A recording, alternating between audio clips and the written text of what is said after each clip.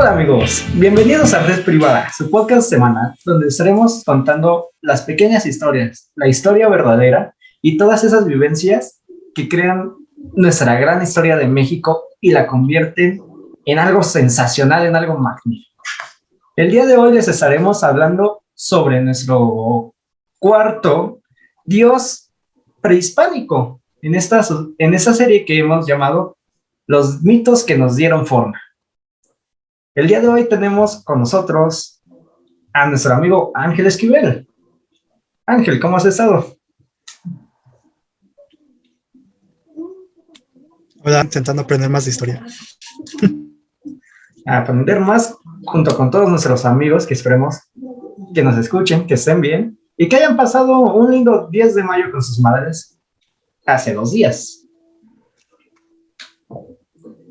Bueno, el día de hoy, amigos, les estaremos hablando sobre el dios Tlaloc. ¿Qué significa Tlaloc? ¿De dónde viene?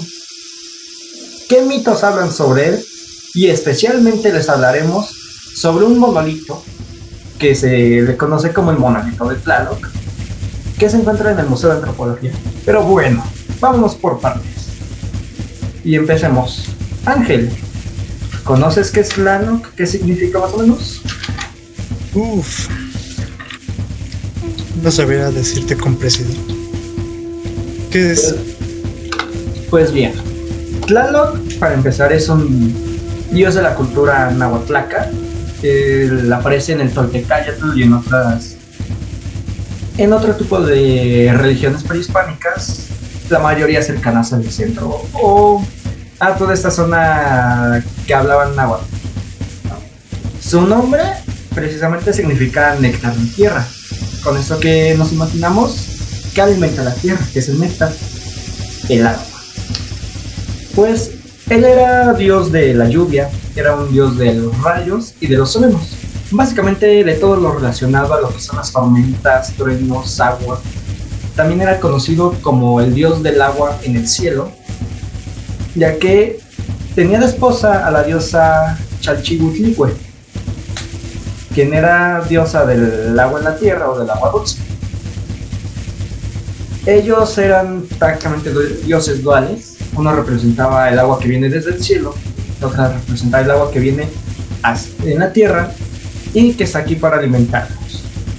Y de hecho, se cuenta que tienen una hija que es la diosa de las aguas saladas. Una tercera diosa, y precisamente completando este ciclo, porque ya tenemos el agua que viene desde el cielo. Una vez que cae tenemos el agua que está en la tierra, el agua dulce, y esa agua tendría que ir a algún lado, tendría que ir a un mar, y ahí se crea el agua salada, la diosa del agua salada. Como ya hemos visto, las culturas prehispánicas trataban de darle explicación a ciertos fenómenos que ellos veían día con día y que necesitaban una forma de decir ¿por qué llueve? ¿Quién hace que llueva? Y en ese caso era Tlaloc al que se le atribuye ese tipo de sucesos. También, espérame tantito con esta parte.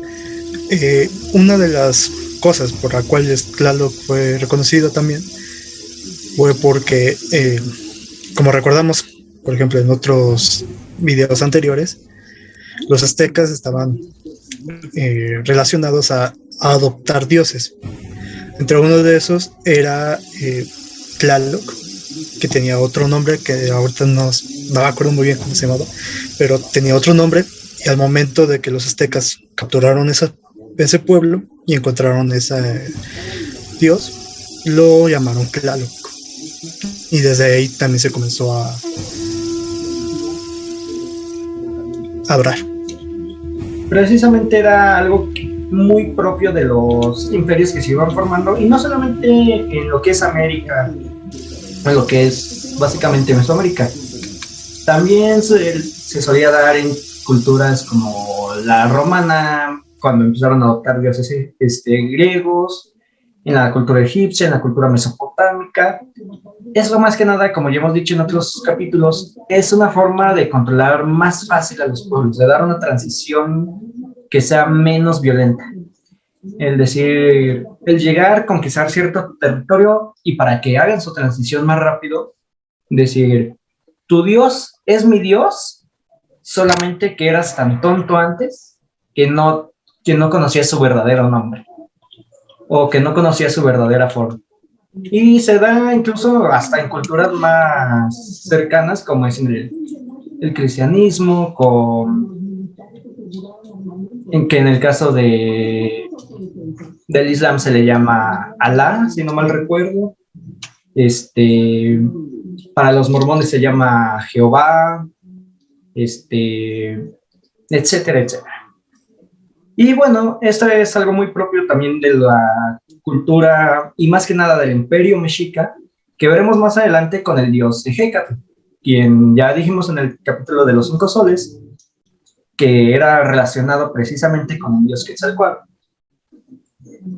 Bueno, regresando al dios Tlaloc, él era un dios bastante adorado, principalmente por todas esas civilizaciones que se dedicaban al cultivo de tierras o a la agricultura.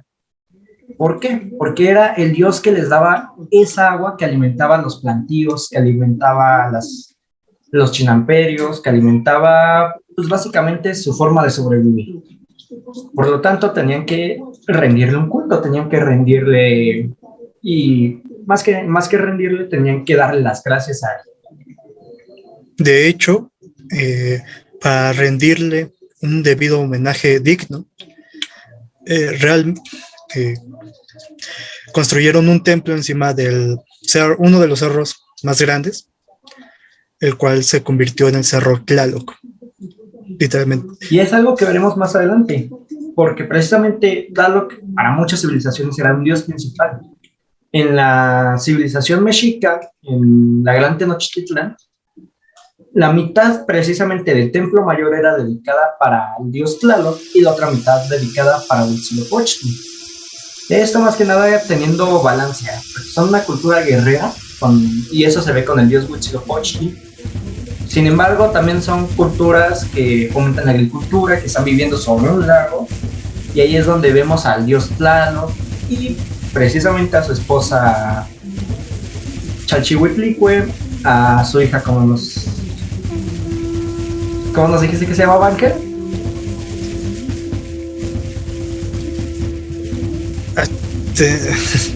Se me ha olvidado. Pero sí, era la diosa de... Y el dios Tlaloc precisamente se puede decir que tenía muchos más hijos o ayudantes, en este caso eran dioses menores, que eran los tlaloques. Eran estos seres que hacían que lloviera, que llevaban el agua en jarras de barro y ayudaban al dios Tlaloc a distribuir la lluvia. De hecho, contando con estos personajes, los tlaloques, se decía que cada jarrón que representaba de por sí un punto cardinal también tenían diferentes tipos de utilidad. Había un jarrón que traía agua con enfermedades, el agua más pura, el agua con relámpago, bueno, se podría decir caótica. Básicamente en cada jarrón guardaban el tipo de lluvia. Si era una lluvia pues de pasada que conocemos como una chispeada, una brisna. Si traían una lluvia un poquito más con más agua, por así decirlo, un poquito más estable. Si era una lluvia mala, de esa lluvia que te inunda los cultivos, que te los destruye, una lluvia con granizo, lluvia con truenos, ciclones, sifones, era todo ese tipo de lluvias. Incluso se decía que cuando llegaba a tronar el cielo era porque los tlaloques tiraban una de estas mismas ollas y de ahí empezaba a salir el agua. Bueno, al dios Tlaloc se le daba generalmente ofrendas y se le realizaban sacrificios. Se sabe y se conoce que eran sacrificios de niños. Sin embargo, aquí me gustaría hacer una gran aclaración, y es que muchos han dicho de los sacrificios en Mesoamérica, en las culturas prehispánicas, pero también se ha exagerado demasiado. Pareciera que no puede haber una muerte en Mesoamérica, en esas culturas, si no era por sacrificio. Y no, como ya lo dijimos en el caso de Huitzilopochtli, en el caso del viaje en Mictlán, incluso esos sacrificios eran, a veces era cuando, en el caso del dios Tlaloc, cuando querían una de dos, que dejara de llover con tanta severidad, o cuando había una sequía tan terrible que necesitaban de su presencia, necesitaban incontentar. Así que no. De hecho, una de las ofrendas más importantes para Tlaloc eran bailables o eran ofrendas de bailes que hacían estar feliz al dios. Y no es el único dios. En muchas partes se conoce la llamada danza de la lluvia que hay entre los apaches, entre culturas, ya lo que es Aridoamérica. Y bueno, una infinidad más de ofrendas, bailables, como dices, ofrendas de, ahora sí que de cosas más importantes como lo son las riquezas materiales. Y también tenemos este caso de los sacrificios de niños. Y les digo, no porque se les sacrificaran niños, todos los niños muertos de Mesoamérica eran un sacrificio para él. También había diferentes formas de morir, había una infinidad de formas. No todo era para él. Así que bien. Ángel, tú me comentabas hace un momento que conocías una historia sobre el dios Tlaloc. ¿Te interesaría contárnosla? Ah, sí, que fue cómo conoció a su esposa. En la antigüedad, según algunos mitos, se decía que Tlaloc quería cortejar a la diosa de las flores, pero Tezcatlipoca, si no mal recuerdo, fue el que comenzó a evitar que eso sucediera. Eso y conjunto que la diosa de las flores tampoco quería tener una buena relación con él para llegar hasta el punto de ser su esposa. Tlaloc sufrió tanto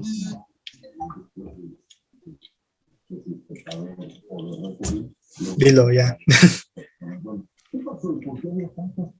Sí, es precisamente una de las historias que cuentan como el origen de Tlaloc y cómo conoció a su esposa. Pues bien, lo que pasó es de que Tlaloc, ya siendo un dios de segunda generación, se conoce el mito de que trató de cortejar a la diosa de las flores, a la diosa de la tierra. Sin embargo, fue algo así como rechazado, dejado en la friendzone, y nuestro dios Tlaloc comienza a caer en una especie de depresión, en una especie de autoaislamiento, lo que provoca que haya una sequía terrible. Y bueno, si queremos más o menos conectarlo, se podría decir que la sequía incluso fue la forma de terminar de muchas culturas, como es la teotihuacana. Y después de que ven los dioses que ya no hay lluvias, que se está acabando la tierra y todo esto, deciden hablarle a la diosa Chalchihuitlicue. En ese momento únicamente era la diosa de las aguas dulces, no también era la esposa. Esto será precisamente a raíz del mito. Dice que él va a buscarlo, dice, él me necesita para hacer que llueva y yo lo necesito para tener esta agua. Y comienzan su historia, comienzan a tener a los Tlaloques, y también comienzan a tener a su hija, a la diosa del agua salada. Bueno, realmente de Tlaloc ya hemos hablado también en otros capítulos. En el caso de la leyenda de los 5 soles, contamos ese periodo en el que fue sol, y si no lo recuerdan, aquí nos encargamos de recordarlo. Pues bien, recordemos en el caso de Tlaloc, él es de hecho el tercer sol, si no mal recuerdo. Él llega después de que ya estuvo Tezcatlipoca, él llega después de que ya estuvo Quetzalcóatl, toda esta guerra que tuvieron entre hermanos, y fue llamado precisamente para apaciguar esta guerra y poder darle un poquito de respiro a la humanidad. Fue un sol de 364 años, abundante en sol y agua, porque ambas cualidades en ese momento, hasta que un día se enfurece y ve que los Macehuales dejaron de dar ofrendas, de venerar a sus dioses, y comienza a hacer que llueva fuego, quemando a todos los Macehuales y haciendo que se conviertan en guajualos. Pues esa es una de las historias del dios Tlaloc. Realmente, si buscamos un poquito, o si buscamos un mucho, como decimos nosotros, no encontramos como tal un mito de creación. Todos están ligados a que fue creado por los dioses principales, por los Texcatipotlas, que fue Sol, que está casado con la diosa Chalchihuitlicue. Y como vimos en el episodio del Mictlán, tenía un paraíso para todas aquellas personas que morían a sus manos, que morían a base de ser alcanzados por rayos, de inundaciones, de morir ahogados, o algo que tuviera que ver con el agua o la lluvia. Y precisamente digámoslo, este sitio de descanso, este paraíso que tenían ellos, era el Tlalocan, donde paraban esas almas alcanzadas por el agua. Bueno, más que nada en el caso de Tlaloc, que estaremos hablando sobre un gran monolito que ya hemos visto, y ustedes también, amigos míos, si es que ya han ido alguna vez a lo que es el Museo de Antropología e Historia, es la piedra o el monolito de Tlaloc. Esta se encuentra ubicada en la entrada del museo, a lo que es un poco hacia la derecha, por donde llegan los coches. Muchas veces es pasada desapercibida, y realmente la última vez que fuimos, Ángel, no sé si recuerdas, es un monolito hermoso y gigantesco, que sí atrae demasiado la mirada. También había mucha gente que conocemos, pero sin embargo es la entrada del museo. Mucha gente quiere entrar y quiere empezar a ver las reliquias que hay ahí adentro. Pero amigos, realmente los invito a que vean este monolito.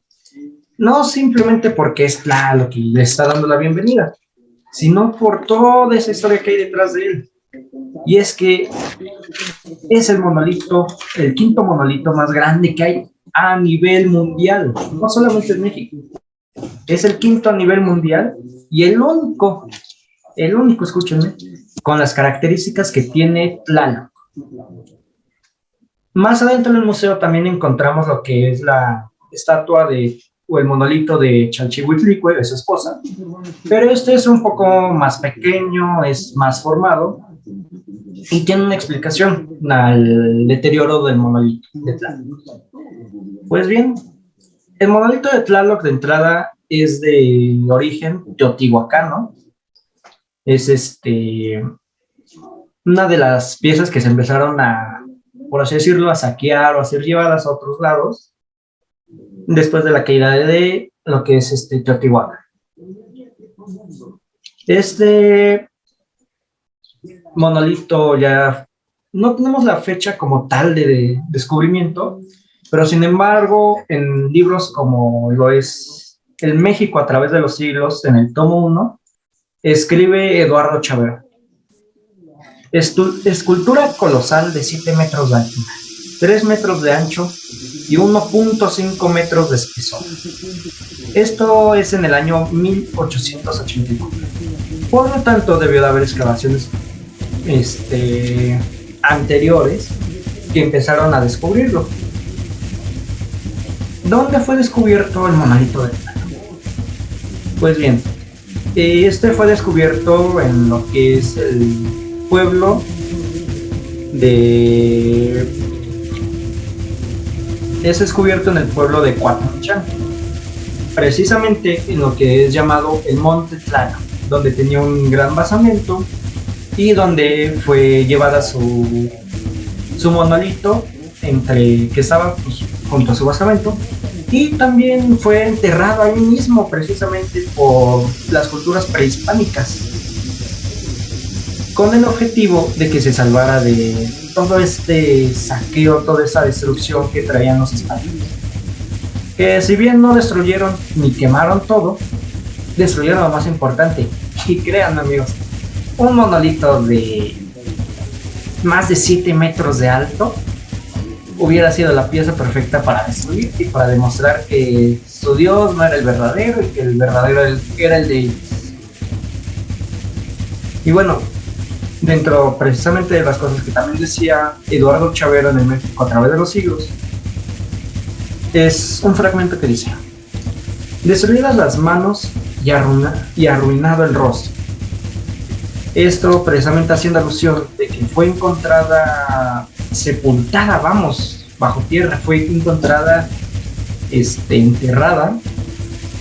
Y pues bueno, en México, 1884, 1883 más o menos, era muy difícil que se pudiera conservar de cierto modo, o de que se pudiera rescatar mayormente todas estas piezas de culturas prehispánicas, porque pues México estaba en pañales aún. Y bueno, este monolito se lleva al Museo de Antropología a petición del presidente Adolfo López Mateos. Esto ocurre... ¿no? Sí. Aquí un dato curioso.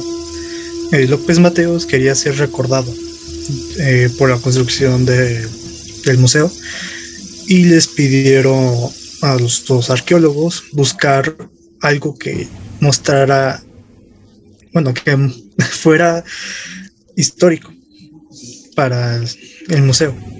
Entonces se propuso una cabeza olmeca, el cual fue negada. Después el Atlante de Tula, que también fue negada, y uno de los arqueólogos propuso el monolito que se había encontrado en este lugar. Y de hecho es precisamente, se hace todo lo que es toda una junta de arqueólogos, de ingenieros, pues vamos, las personas que van a estar relacionadas a lo que es el museo. Le llaman al ingeniero que estuvo a cargo, que precisamente si lo buscan, el ingeniero a cargo de esta construcción del Museo de Antropología es el mismo que estuvo a cargo de lo que es el Estadio Azteca. Es un ingeniero famosísimo en México, y él estuvo precisamente dentro de esta junta donde el presidente López Mateos quiere ser recordado. Empieza a buscar opciones como para tener ese gran monolito que diera la bienvenida. En el México de esos años, y contando con una de las culturas madres, se piensa en lo que son las cabezas olmecas. Sin embargo, entre que se las niegan y que no le pasen ese gran idea al presidente, no se traen. Después van por un Atlante de Tula, y de hecho lo que hacen es desmontarlo desde allá. Que bueno, estos atlantes en primera no son atlantes, son guerreros de Tula, y son realmente lo que eran los pilares de una construcción, que era el templo de los pilares o el salón de los pilares. Lo tienen desarmado al Atlante, ya lo tenían completamente listo para traerlo, pero seguía sin dar ese visto bueno, sin dar esa gran impresión. Y el presidente Adolfo López Mateos recuerda que durante sus años de universitario los llevaban a la región de Coatlinchan, y recuerda que allá había un gran monolito que de hecho veía que los lugareños iban y hacían procesiones, iban y le tenían gran veneración, y era un monolito bastante bello, bastante enorme. Y dicen: quiero que me traigan ese monolito. Pero bueno, para un presidente ir y decir tráiganmelo, no es la gran cosa, es algo fácil. Sin embargo, cuando llegan los ingenieros, cuando llega todo el personal de construcción, llegan excavadoras, no se los dejan llevar por varias razones. En primera, que estamos hablando de un monolito de 7 metros de altura, que pesa 165 toneladas y que está en un cerro, no está ni siquiera en lo que es un altiplano, no está en un basamento, está completamente enterrado en el cerro. Y durante esos años, para empezar, los los habitantes de Cuautinchan no creían que fuera Tlaloc, pensaban en otro dios. De hecho, contaban que era la esposa de Tlaloc, la diosa Chalchihuitlicue. Y de hecho es lo que se creyó por un tiempo hasta que comienzan todos esos preparativos para el museo y se dan cuenta que es Tlaloc, que no es Chalchihuitlicue, de entrada por varias piezas de su vestimenta y porque poco después encuentran ese monolito que está más adentro, que es el de la diosa Chalchihuitlicue. Y bueno, ya comparándolos podemos ver la gran diferencia. De hecho, aquí te interrumpo un tantito, porque es un dato curioso. Encontraron el monolito de la esposa de Tlaloc debido de que los mismos lugareños, por estar pidiendo que se regresara ese monolito, decían que el verdadero, el de Tlaloc, se encontraba más arriba, más escondido. Les trataron de vender gato por liebre. Y bueno, esto precisamente para evitar que se lo llevaran. Ven que no lo van a lograr y comienzan a detener todo esto para que no se lo lleven. Comienzan a averiar excavadores, comienzan a ponerse en oposición, incluso se les levantan en armas, se les levantan con machetes, piedras, palos, lo que sea necesario para que no toquen a su plan. Y bueno, de hecho, cuando ya lo estaban trasladando, estos mismos lugareños, bueno, estas mismas personas, poncharon las llantas de los camiones que estaban trasladando el monolito. Y tuvo que intervenir el ejército para que pudieran sacar el monolito. Pero no precisamente por las llantas, sino porque llegaron a tal punto de inconformidad que amenazaban con destruir, con dinamitar completamente el monolito. Prácticamente les dijeron, si no es mío, no es de nadie. Y es aquí donde nuestro generoso Adolfo López Mateos dice, como los controlo, pues hago lo que van a hacer otros presidentes como unos 4 años más adelante. Manda todo un destacamento del ejército. Y bueno, en ese caso les resulta bien porque no hay muertos y es la única forma que tienen de controlar a los lugareños. Y bueno, comienza toda una odisea para poder pelearlos. De hecho, aquí llega algo interesante, porque cuando llega el ejército, las personas se comienzan a calmar y hacen varios, ¿cómo decirlo?, tratados, como que todas las personas que viven ahí pueden entrar gratuitamente al museo todas las veces que quieran, hasta que de por vida. Sí, le dan precisamente no solamente los contactos, sino completamente a ese pueblo de Cuautinchan, le dan lo que es una entrada gratis a perpetuidad a lo que es el Museo de Antropología, únicamente pues demostrando que son de la zona, que son del pueblo. Esto es como un acuerdo al que llegan los lugareños y el Estado, más aparte que les construyen carreteras, les construyen servicios que necesitan, escuelas, les construyen infinidad de cosas. Y es precisamente en esta travesía que tienen, esa gran odisea para traer a Tlaloc, que se construye lo que es toda una carretera de Cuautinchan a la Ciudad de México. Y aquí uno de los hechos más importantes, se manda a hacer en Francia, si no mal recuerdo, o en Estados Unidos, lo que es toda una plataforma de tráiler grandísima. En Estados Unidos, y la plataforma se llamó Tlaloc, en honor de... Se llamó Tlaloc, y de hecho esta plataforma fue dada posteriormente a lo que son los trabajadores y las oficinas de Luz y Fuerza del Centro. Y es que en su paso, cuando empezó a llegar a la Ciudad de México, tuvieron que hacer más de 300 cortes de cables para que pudieran pasar entre cables de alta tensión, cables de luz, cables de teléfono, de todo. De hecho, aquí un dato interesante que también es representación de Tlaloc, es que justamente cuando pisa, digamos así, territorio de la Ciudad de México, cae un aguacero que en ese momento no estaba ni previsto. Y es aquí uno de sus mitos, y creo yo es como el mito más importante, el más relatado, en el que, como tú dices, en el momento que ese camión pisa la entrada de la Ciudad de México, comienza un diluvio, una gran lluvia que ni estaba pronosticada para ese día. Los pronósticos del día, de hecho, decían que no iba a haber ni siquiera precipitación de lluvia.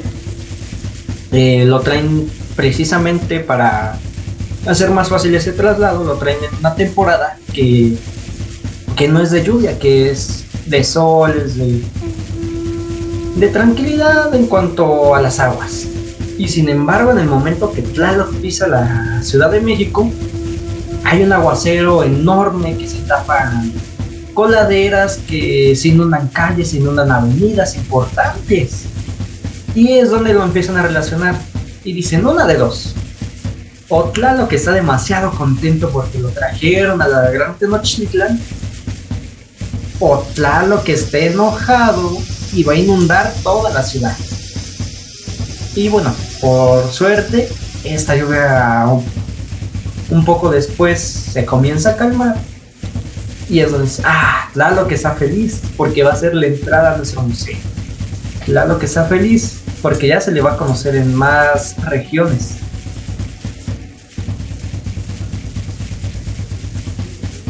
Y bueno, realmente de Tlaloc lo que sabemos es más de cultura general. Como ya les dijimos, no se encuentran muchos mitos, muchos cuentos, vamos, sobre el dios, más que los grandes cuentos del mito de los 5 soles, su viaje al Mictlán, y principalmente se tiene de gran información todo lo que es sobre el monolito de Tlaloc. Como les digo, no solamente porque es el monolito que está en la entrada del museo, no, sino porque es el monolito, el quinto monolito más grande de todo el mundo. No solo de hecho, aquí te voy a interrumpir algo. Yo cuando estaba haciendo mi investigación, tuve un dato diferente a lo que tú tenías. De que, por ejemplo, tú los comentaste ahorita que se lo llevaron al cerro de Tlaloc para evitar que fuera destruido. Donde yo investigué, supuestamente ahí hicieron el monolito en ese cerro, pero que no tenían las capacidades, digámoslo así, para poder transportar ese monolito a Tenochtitlan. Entonces lo dejaron ahí y pues cuestión de la naturaleza comenzó a ser enterrado poco a poco. Comienza a comerse viva este tipo de construcciones de monolitos.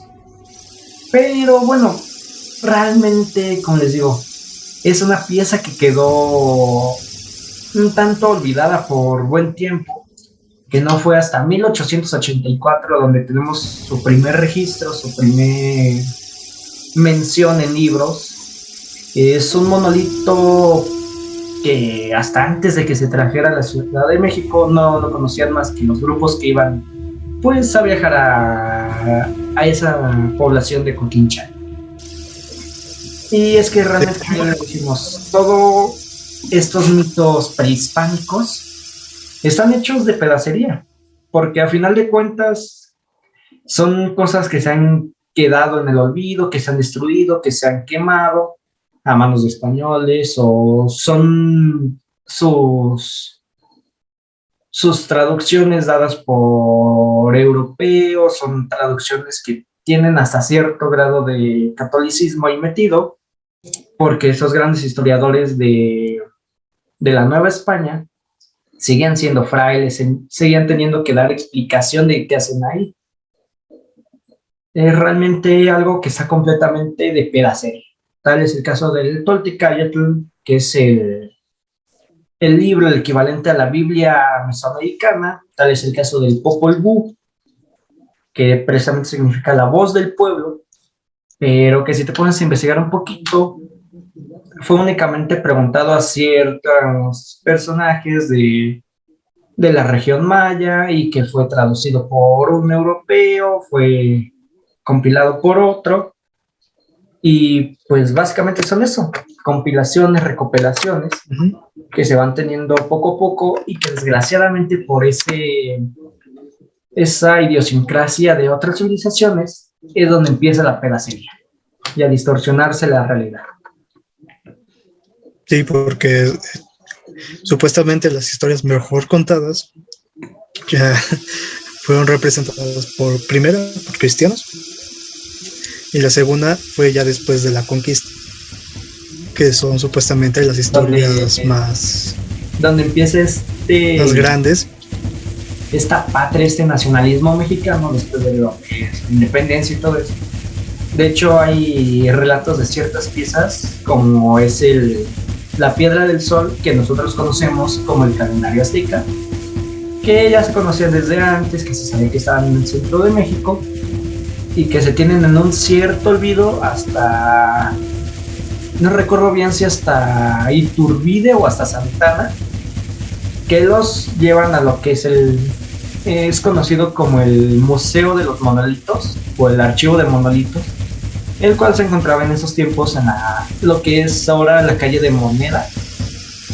Y bueno, ahí quedan mucho tiempo, principalmente lo que dura todo este movimiento en México, que es la Guerra de Reforma, el Segundo Imperio Mexicano y parte del Porfiriato, que es ya donde se empiezan a recabar más, empieza a ser un museo de antropología, y hasta 1964 que López Mateos manda a fundar el Museo Nacional de Antropología, que hoy está ubicado sobre lo que es Paseo de la Reforma, a un costado del bosque de Chapultepec.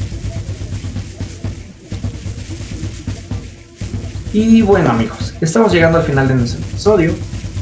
Como ya vieron, fue un episodio un tanto corto, un tanto de pedacitos, precisamente por este dios que, al no ser el dios principal completamente, se le mete en otros mitos que ya hemos contado, se le mete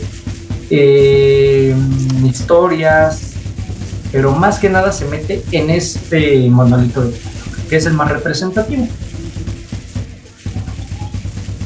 Y bueno, Ángel, ¿quisieras darnos alguna conclusión sobre Tlaloc?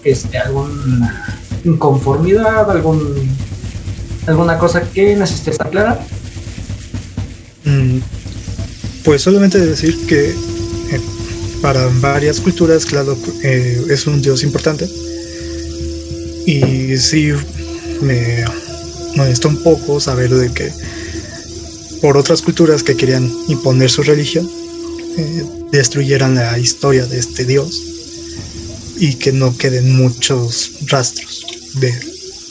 Y es desgraciadamente algo que tendremos que soportar que pase, y que gracias a la historia que tenemos hoy en día se ha ido rescatando un poquito por gente como los historiadores que han ido recopilando, arqueólogos, antropólogos, incluso gente como tú y yo, Ángel, que se dedica a recopilar esta información, a ver esas pequeñas historias y compartírselas a ustedes, amigos. Y bueno, esperamos que hayan tenido un capítulo muy ameno, un capítulo un tanto tranquilo a diferencia de los otros tres. Y esperamos que nos sigan escuchando, amigos. Recuerden, la siguiente semana estaremos hablando sobre el dios Ejecatl, y será el cierre de esta primera temporada llamada Los mitos que nos dieron forma. Precisamente cerrando con el dios que le da el nombre a nuestro municipio, el dios Ejecatl. Así que bueno, amigos, síganos a nosotros como Red Privada Podcast en Instagram. A mí pueden seguirme como Irving-RVS-CRZ. Ángel, ¿cómo pueden seguirte nuestros amigos? En Ángel Esquivel, normal. Ángel Esquivel en Instagram. Y bueno, amigos, recuerden que todas estas pequeñas historias, esta historia verdadera y estas vivencias son lo que le dan forma a nuestra historia mexicana, lo que le dan forma a nuestro gran país. Así que bueno, esperamos que nos sintonicen la siguiente semana y que tengan un bonito día.